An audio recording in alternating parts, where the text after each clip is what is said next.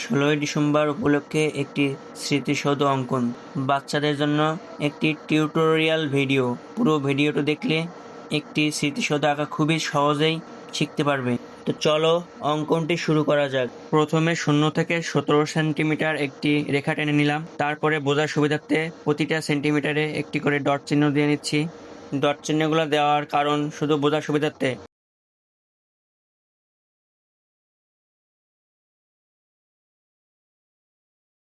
আরও বোঝার সুবিধার্থে ক্রমিক সংখ্যা দিয়ে নিচ্ছি 1 2 3 করে, যেন বাচ্চারা খুব সহজে বুঝতে পারে এবং আঁকতে পারে।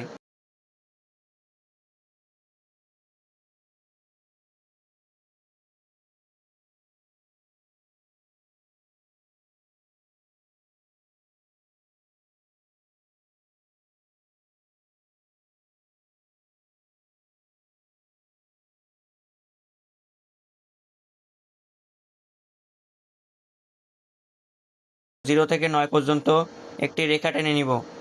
বোঝার সুবিধার্থে 1.5 করে একটি করে ডট চিহ্ন দেব।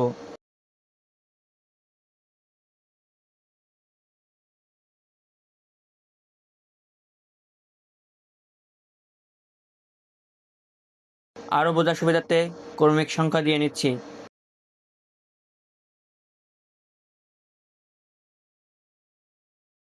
নয় থেকে 0 রেখা টেনে নিব। তারপর 2 থেকে 1 রেখা টেনে নিব। 3 থেকে 2 রেখা টেনে নিব। এভাবেই 9 থেকে 8 পর্যন্ত রেখা টেনে নিব। বোঝার সুবিধার্থে ক্রমিক সংখ্যাগুলো দেওয়া।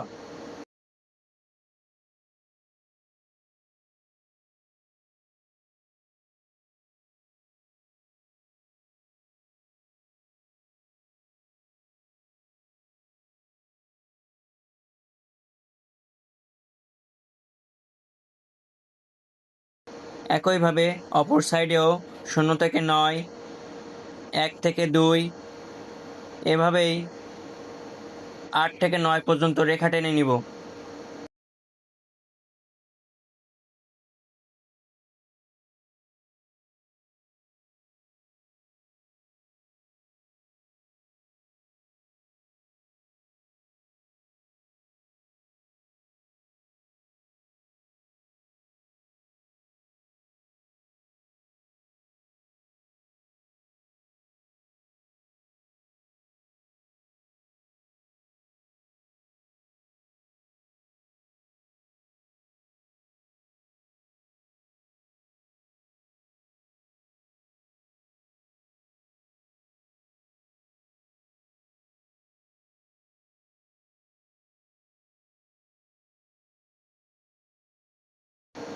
নিচ থেকেও একটি লম্বা রেখা টেনে নিয়ে 2 সাইডে মিলিয়ে দিব।